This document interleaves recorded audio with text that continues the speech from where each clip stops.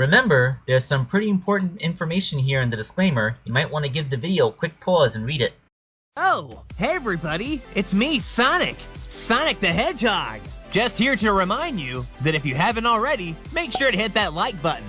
And for even more amazing customs, don't forget to subscribe to Wake Angel 2001! Because between you and me, they're way past cool!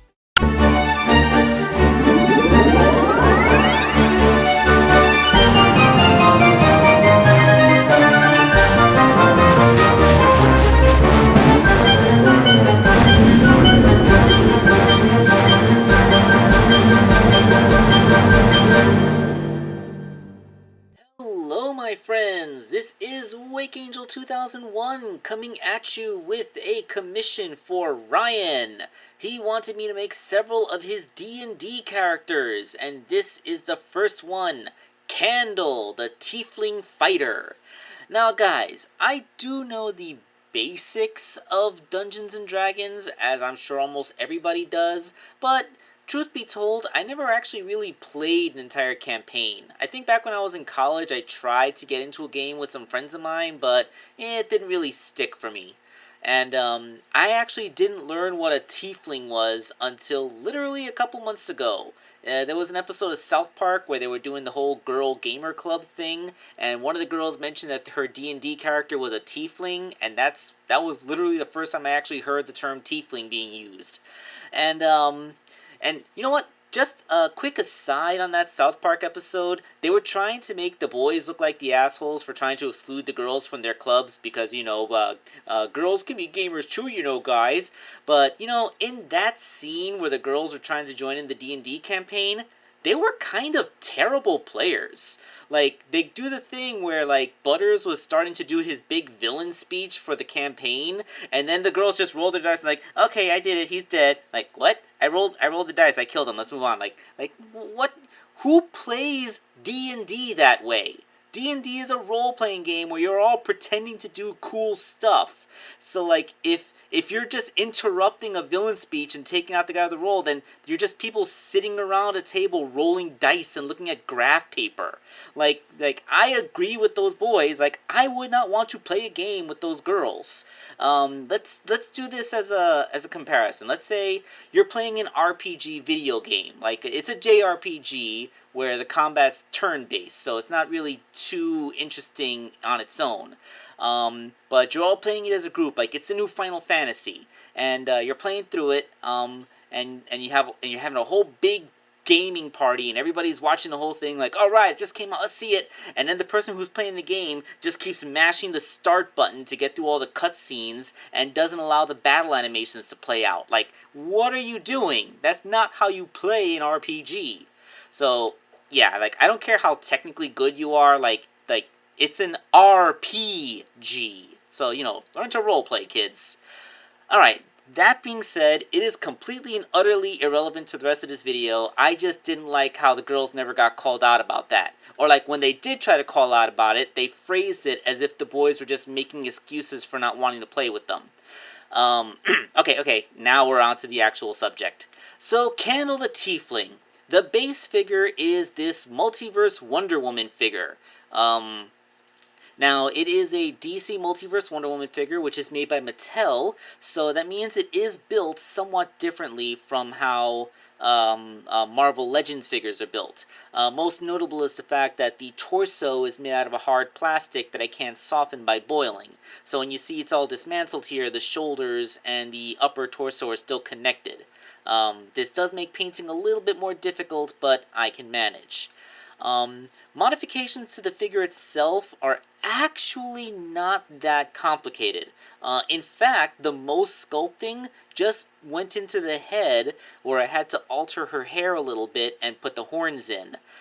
They may look a little bit big, but yeah, I'm working with what I got here. Wonder Woman already has kind of big hair, and I actually drill into them to get the horns in there, and then resculpt the bangs to match the artwork, but, not make the bangs too big so that they would cover the eyes. It's kind of a thing. Whatever. And I did do a little bit of extra sculpting on her body. This was mostly to cover up the W motifs in the armor, like around the skirt and around her cleavage.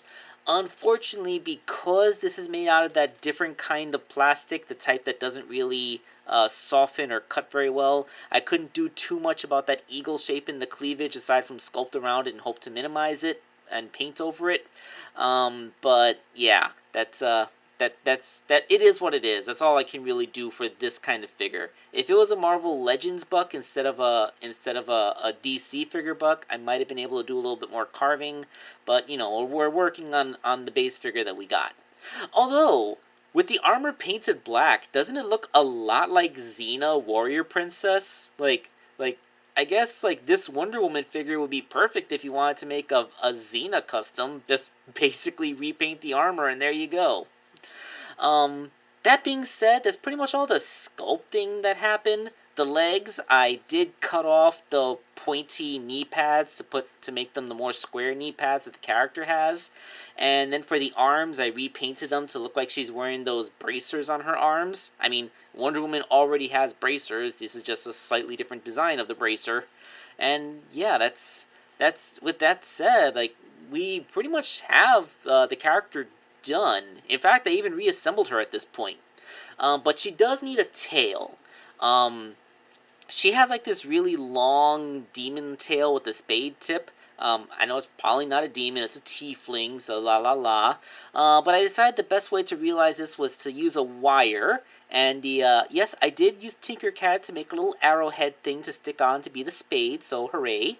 And then I stuck the arrowhead onto the end of the wire, painted it, sealed it so hopefully it won't peel off as you move it, and this gives you a posable little demon tail that comes out the back of this figure.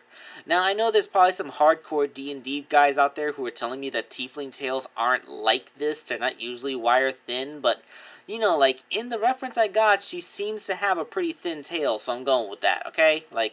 However the character design goes, that's what I go with. So the only thing that she really needs now is the one accessory that Ryan insisted she have, that Trident. So I went back onto Tinkercad and searched for other people who had made Tridents, and I found this one, which I did alter the shape. I made it a little bit wider, but yeah, it's I just searched Trident on Tinkercad, slightly modified, and downloaded an appropriate model. The shaft of the Trident is a missile. It is a cheap knockoff Transformers missile. I have long since discarded the knockoff Transformer. I think it was supposed to be one of the mini-cons, just upscaled to almost deluxe size, so it looked freaking horrible.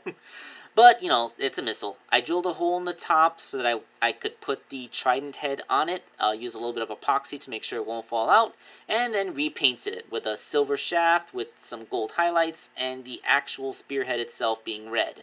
And that officially completes the figure. Yep, that's Candle the Tiefling Fighter. And again, don't really know super lot about Dungeons and Dragons, so I can't really comment too much aside from how even I know about gaming etiquette. So yeah, I get it. The girls were 9, but what 9-year-old plays D&D that way? Okay, so hopefully I'll have another figure finished for you in just a couple of days, and we're really trying to get back into the flow of things. This is Wake Angel 2001, signing off.